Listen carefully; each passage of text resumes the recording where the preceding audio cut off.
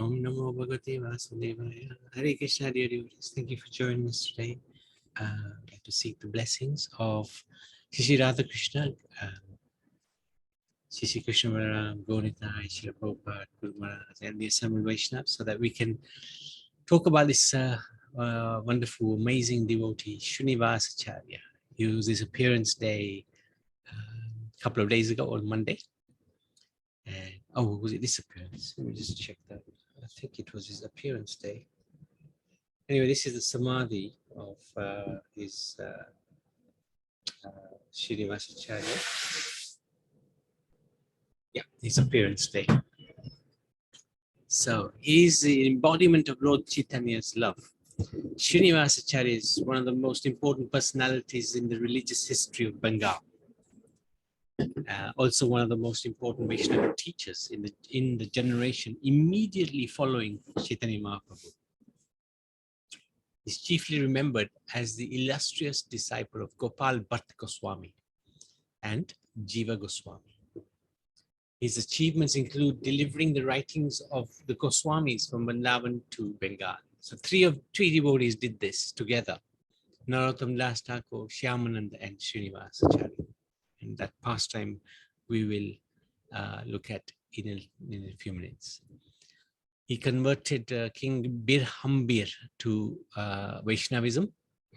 And that was as a result of this king actually stealing these books that they were delivering from Vrindavan to Bengal.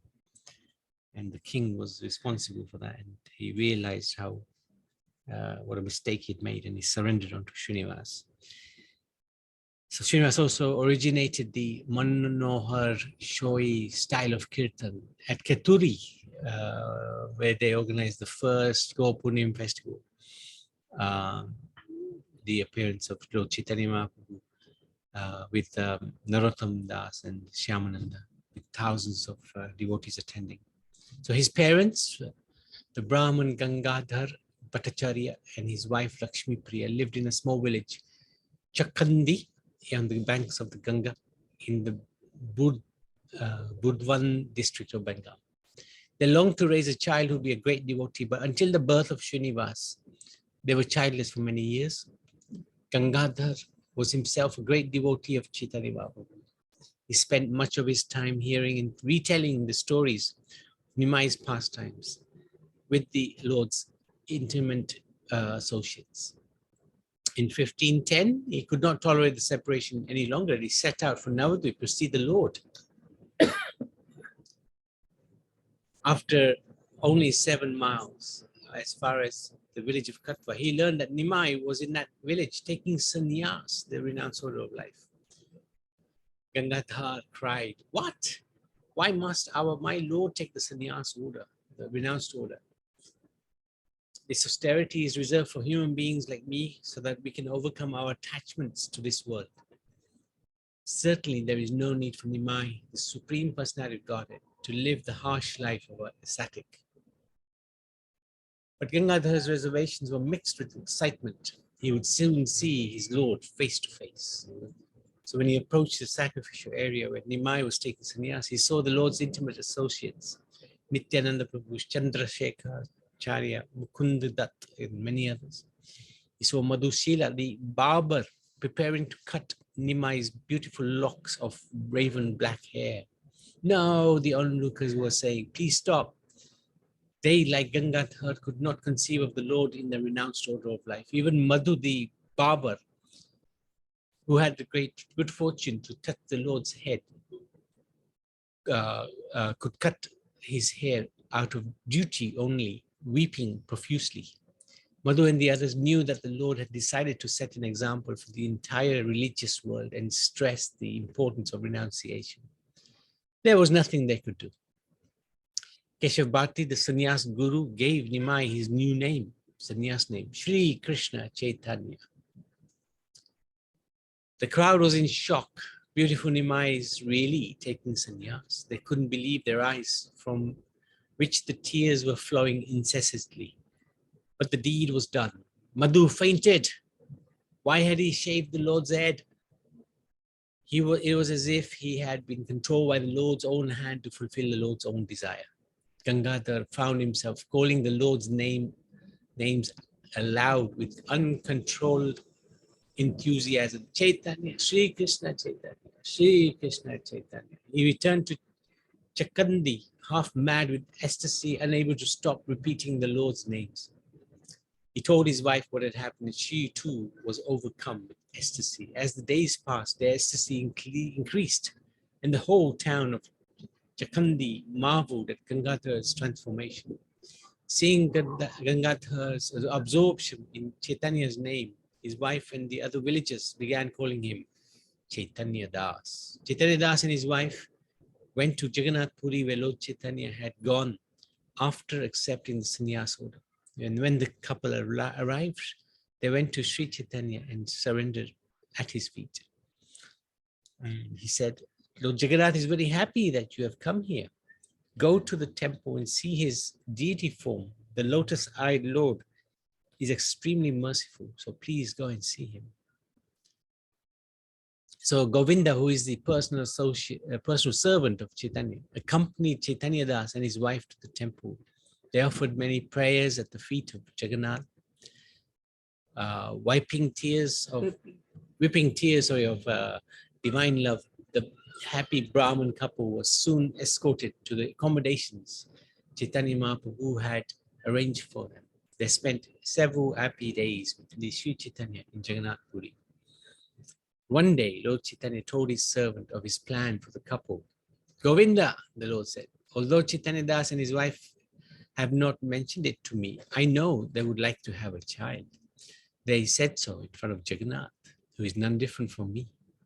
They have prayed sincerely, and I know their hearts. Their desired offspring will soon appear. His name will be Srinivas. He will be a greatly beautiful child. Through Rupa and Sanatana, I will manifest the Bhakti Shastras, and through Srinivas, I will distribute them. Chaitanya Das and his wife should quickly return to Chakandi. The couple had a beautiful baby boy whom they named Srinivas.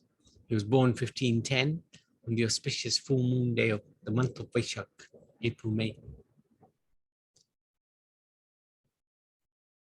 Lakshmi Priya's father, Balaram Vipra, a learned astrologer, told the happy couple that their son was a Mahapurush, divinely empowered soul.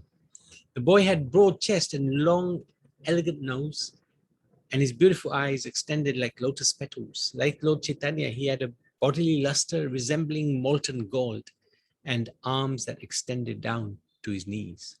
According to custom, Chaitanya Das and Lakshmi Priya gave charity to the Brahmins, and the Brahmins blessed the child.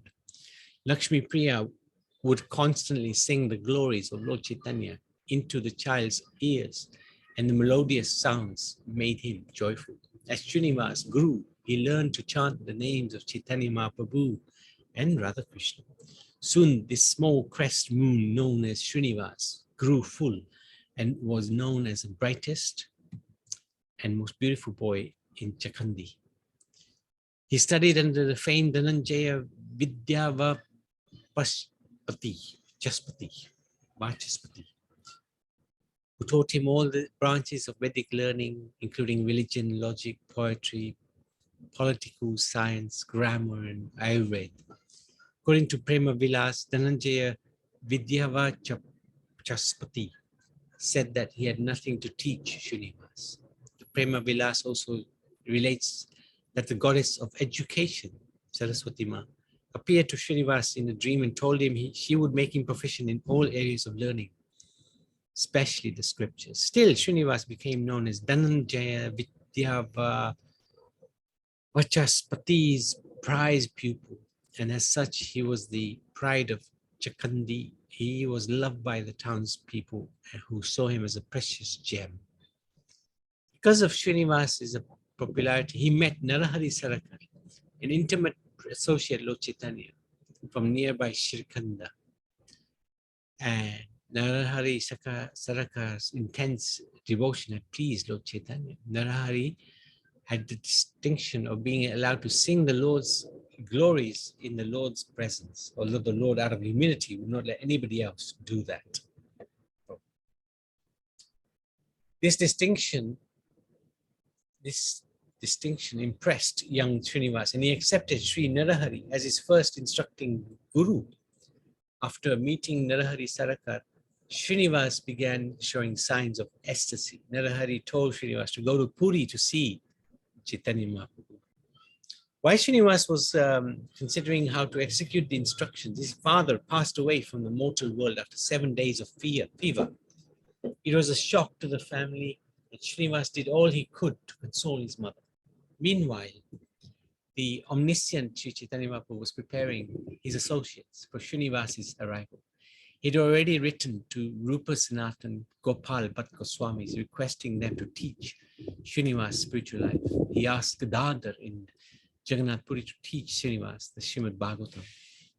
Narahari Sarakar advised Srinivas to see his mother's care in Jajigram, where his father and brother had moved from Chakandi. Then Srinivas was to proceed to Puri to associate with Chaitanya Mahaprabhu. Srinivas asked Narahari to initiate him into the chanting of Krishna's names. But Narahari told him that Lord Chaitanya wanted him to take initiation from Gopal Bhatt Goswami. Still a boy, Srinivas set out with a companion for Puri. On the way, he learned Chaitanya Mahaprabhu had left the world. He was devastated. Then Lord Chaitanya, along with Nityananda, who had also passed away, appeared to Srinivas in a spiritual vision and consoled him. Still, Srinivas remained grief-stricken. He went to Gopinath temple in Puri to take shelter of Gadadhar Pandit. The Pandit was overcome with separation from Lord Chaitanya. Tears flowed from his eyes. Srinivas bowed at Gadadhar's feet and introduced himself.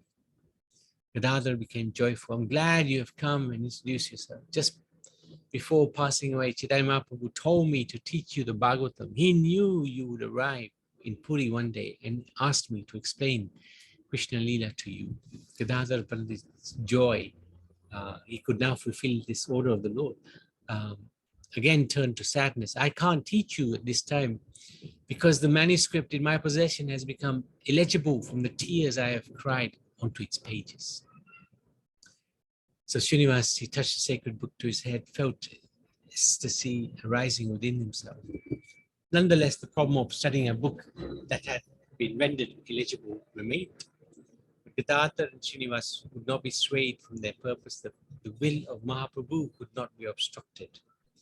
Gadadhar sent a message to Narahari Sarakar to asking him to secure another manuscript of Bhagavatam, and he replied that another copy was available and a messenger should be dispatched immediately.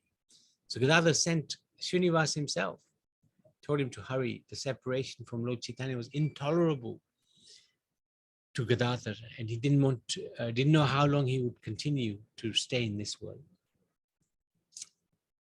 Anyway, before leaving, Srinivas met with Chaitanya Mahaprabhu's associates, Ramananda Ray, Sikhi Mahitai, Sarvabhauma Bhattacharya, Vakeshwar Pandit, Paramananda Puri, Gopinath Acharya, many others. He went to King Pratapa Rudra, and according to Bhakti Ratnakara, the king had gone away in solitude to lament the Lord's passing. Seeing his intense and unprecedented love of God, the devotees could understand that he was Gaura Shakti, the embodiment of the energy of Mahaprabhu. So he's, according to the Prema Vilas, he is the incarnation of Chaitanya Mahaprabhu's ecstasy. The Lord's intimate associates could naturally perceive this and could understand that through Srinivas, the eternal message of Chaitanya would be widely distributed. So Chaitanya Mahaprabhu, what did he do? He opened the storehouse of love of God. Goswamis, they wrote it down. They took that nectar of love of God and they put it into a very nice pot, tangible pot. And Srinivas, he made sure that these vessels, the pots, were circulated amongst all sincere souls. So this intimate associate of Lord gave Srinivas instruction and advice for carrying on the mission. So when he arrived in Bengal to get the copy of the Bhagavatam, He learned that Gadadhar had passed away. The news was a terrible blow. Srinivas reflected on the inconceivable plan of the Lord, will of the Lord. Why had he taken away the person who was going to teach him the Bhagavatam? Was there a new plan? Was there someone else going to teach him the Bhagavatam?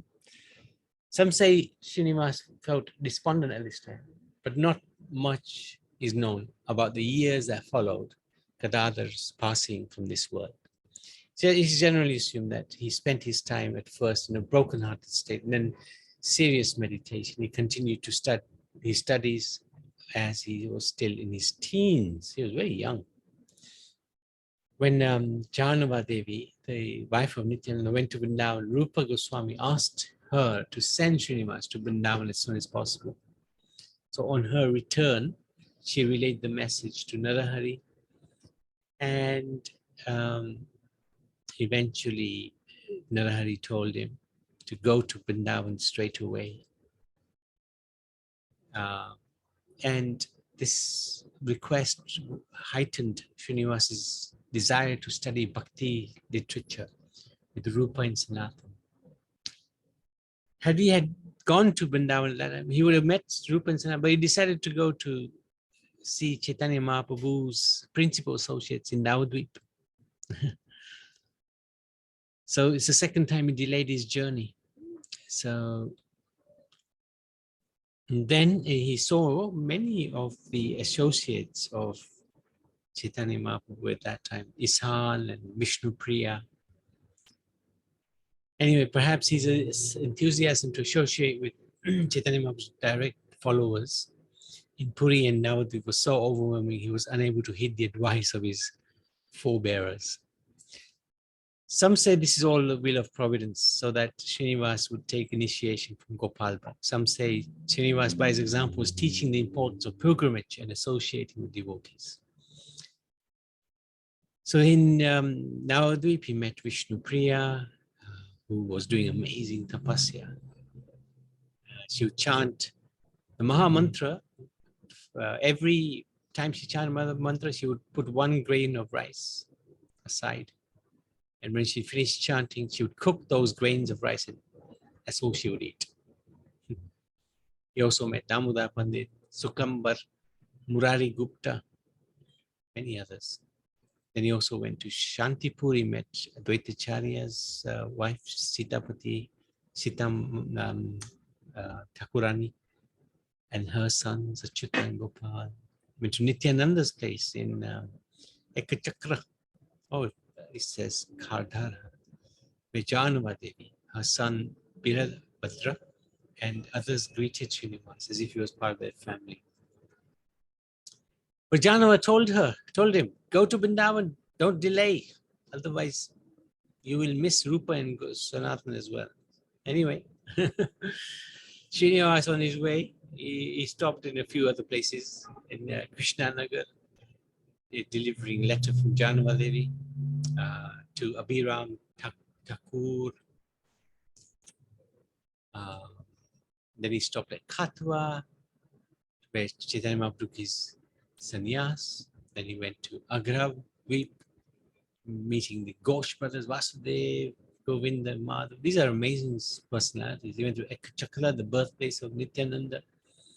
Finally, he went to Jajigram, saying goodbye to his mother and his guru, his first guru. And of course, Narahari said to him, what are you doing? Go to Braj now. Anyway, he was on his way to Braj, but unfortunately Sanatan and Rupa, they both left the planet. But they were survived by Jiva Goswami and Gopal Bhatt. Of course, traveling in those days was very tough, because you're traveling on foot. Anyway, he traveled to Vrindavan via Banaras, Prayag.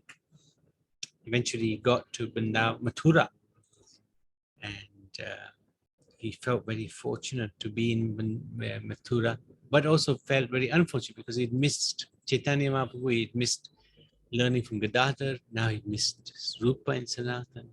But still, he had amazing teachers in Vrindavan left to guide him.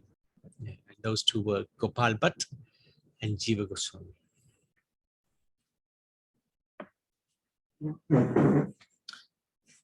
So when he arrived in Vrindavan, there was great ecstasy in meeting these devotees. And Gopal Bhatt took Srinivas to his Radharaman temple and asked the deities to bless him. And they introduced him to all the devotees. Gopal Bhatt initiated Srinivas, and Jiva Goswami taught him these scriptures.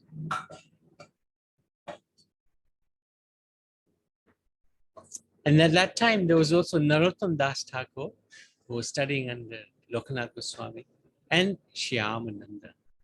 And these three became best friends, best students. They were always together, inseparable friends.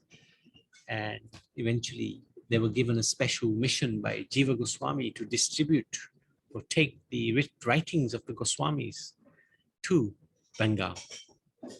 Very important task. They didn't want to leave, of course, Vrindavan, but this was a very important task because the distribution of books is very important in order to give this knowledge widely. So this was the first Sankirtan party. And they were given a large cart with 4 strong bullocks, 10 armed guards, and the manuscripts were placed in a wooden chest, bolted.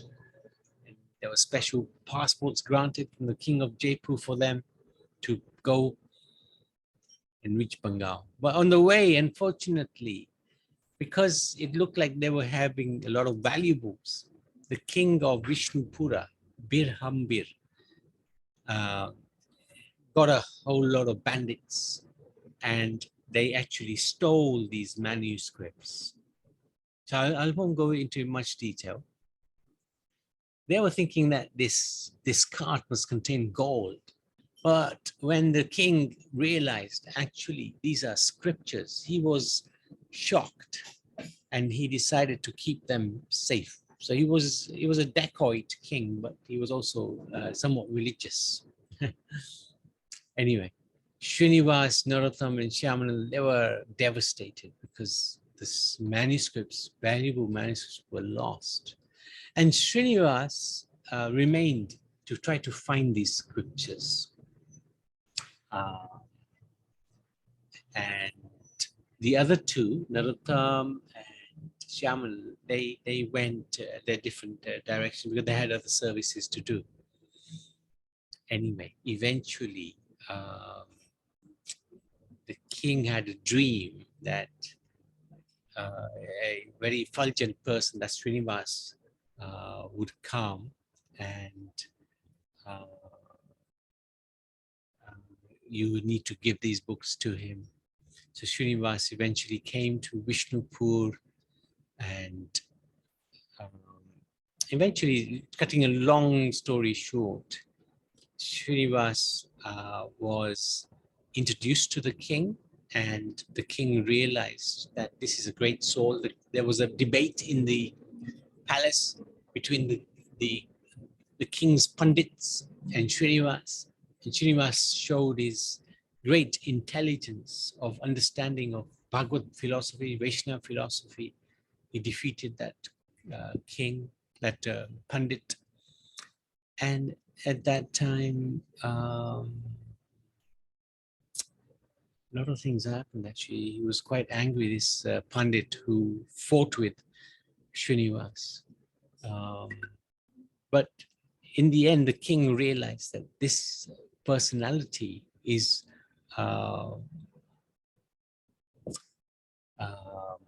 very, very intelligent, very devoted to Krishna. And the king came to him and he apologized for stealing the books. He gave him these books, and he in fact decided also to accept Srinivas as his guru. And I believe that to this very day, this kingdom, that time they established Vaishnava culture as the centerpiece of that kingdom, and that is still to some degree continued to this very day. So it's a very interesting pastime. And many people became Srinivas's disciples at that time.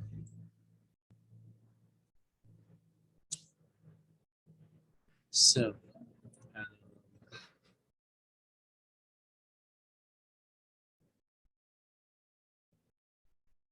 and king was very sorry as well because he'd stolen these scriptures, but it was all the arrangement of the Lord, because then this whole kingdom became part of the Vaishnav culture.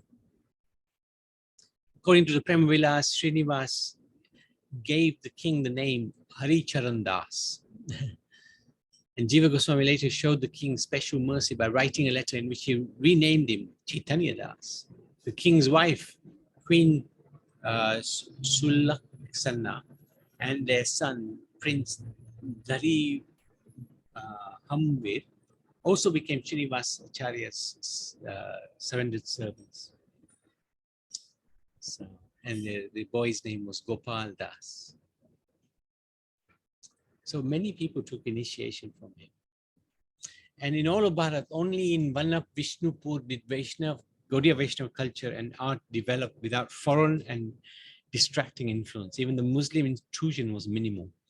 Consequently, the architecture and sculptural art of Bengal from the beginning of 17th century onwards is nowhere found in such abundance and in such pristine form as in the Vaishnava monuments of Vishnupur. So this is because of that king who really preserved Vaishnava tradition. So then Srinivas, he left Vishnupur and he went to find his two friends, Narottam Das Thakur and Shyamananda.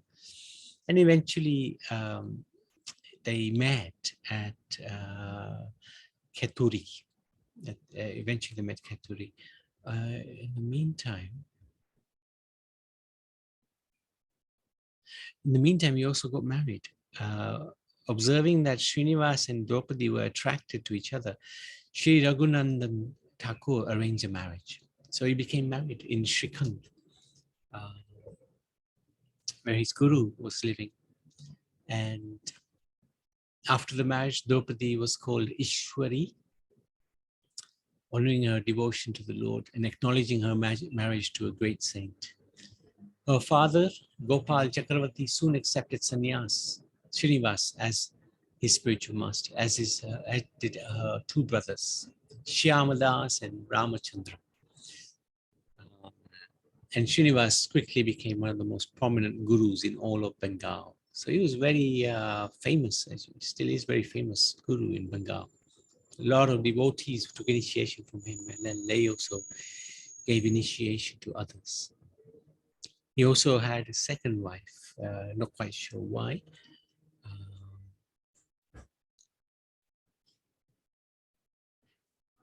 He remarried upon the death of his two sons from Ishwari. They were said to have died young. Ishwari also had 3 daughters.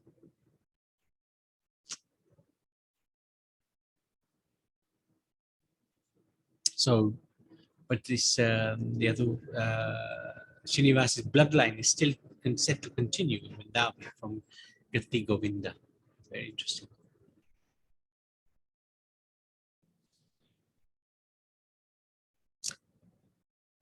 And one of his disciples, Ramachandra Kaviraj, is very famous because we sing one of his bhajans all the time. And that's the Sri Krishna Chaitanya Doya Koromore bhajan. Very beautiful bhajan.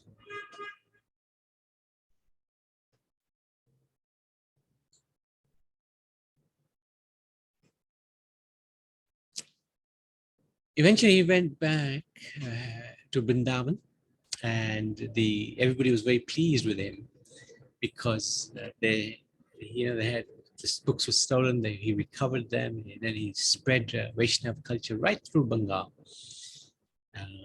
And Shyamananda also returned at the same time. They continued their friendship, but the missionary work was still not complete. So after a few months, Srinivas and others returned to Bengal, and they continued with serving, spreading Krishna consciousness throughout Gaudiya culture, right throughout. So his daily schedule was intense.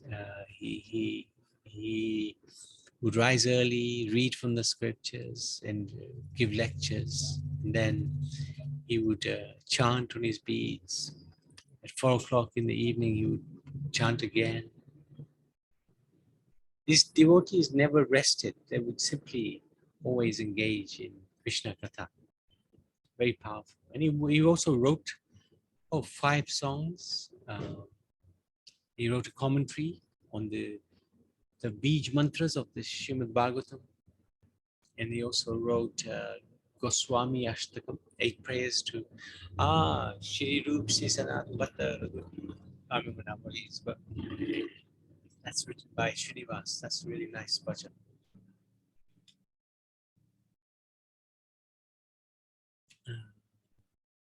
So this is essentially, we've run through it a little quicker than I would like to, but very, very detailed explanation of Srinivasa. He was one of the principal preachers who spread Krishna consciousness throughout Bengal. Very important personality. Srinivas Acharya ki jai. Any questions, any comments?